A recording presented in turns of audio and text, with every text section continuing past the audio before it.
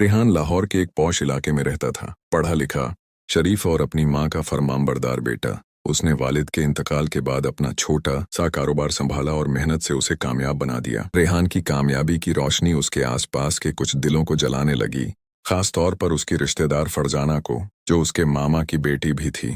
फरजाना बचपन से ही खुद को रेहान की जीवन संगिनी समझती आई थी, लेकिन रेहान की नजरें किसी और पर थीं, महविश पर, जो एक शरीफ, बाहिजाब और सादा सी लड़की थी। जब ये बात फरजाना को मालूम हुई तो उसके दिल में जलन की चिंगारी शोला बनकर भड़क उठी। इसके बाद उसने एक ही मकसद बना लिया, रेहान की तबाही। फरजाना ने शहर के मफरूरी इलाके में एक काला आमिल ढूंढा, बाबा सरफराज, एक ऐसा शख्स जिसके बारे में मशहूर था कि वो जिन्नात को काबू में रखता है और जिसके पास जादूगरों की पुरानी किताबें थीं। फरजाना ने एक तावीज़ में रेहान का नाम, कपड़े का टुकड़ा और महविश की तस्वीर रखवाकर अमल करवाया।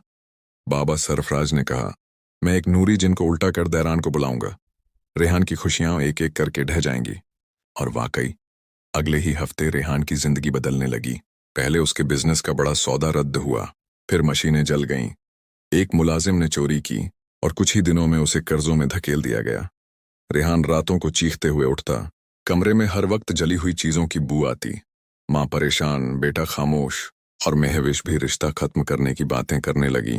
फिर एक दिन रेहान की माँ उसे बीबी ज़ैनब के पास ले गई, जो एक परहेजगार और सच्चे बुजुर्गों की नस्ल से थी।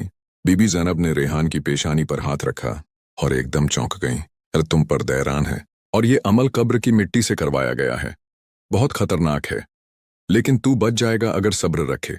उस रात बीबी ज़ैनब ने पहला चिल्ला शुरू किया। रेहान के कमरे में आयात एक कुरानी लटकाई गईं, ख़ुबान सुलगाया गया और घर के कोनों में नमक रख दिया गया। दूसरी रात जब तिलावत हुई तो रेहान की आंखें खुद ब खुद बंद हो गईं। सांस रुकने लगा और उसके मुंह से किसी और जबान में आवाज निकलने लगी, मैं दैरान हूं, मुझे हुक्म मिला है, मैं वापस नहीं जाऊंगा। बीबी ज़ैनब ने जबरदस्त कुव्वत से आयतुल कुर्सी और सूरह साफ़ात की तिलावत की और एकदम दीवार में दरार सी पड़ गई, जैसे कोई चीज गुजर गई हो। मगर ये सिर्फ आगाज था। 21 दिन तक रेहान को संभाला गया। दिन को कारोबार की बर्बादी, रात को रूहानी जंग, हर दिन एक नई आजमाइश। एक दिन फरजाना आकर दिखावे का साथ देने लगी, मगर बीबी ज़ैनब ने तावीज़ को जलाया और उसका रंग जर्द हो गया। उन्होंने कहा, जिसने ये अमल करवाया है वो इसी घर में दाखिल हो चुका है। रेहान ने फरजाना की आंखों में देखा और सब समझ गया, लेकिन वो खामोश रहा, क्योंकि उसने अब सीख लिया था कि जवान मर्द वही होता है जो बदले की आग से नहीं, दुआ की रोशनी से जीतता है। 21वें दिन दैरान जलाया गया, अमलियात मुकम्मल हुए और रेहान ने सजदा शुक्र अदा किया। उसी हफ्ते उसका पुराना सौदा बहाल हुआ, महविश वापस आई और कारोबार में नया सरमाया आया। फरजाना को एक हफ्ते बाद नफसियाती अस्पताल में दाखिल कराया गया। वो हर रात चीखती, उसे बचा लो, दैरान वापस आ रहा है।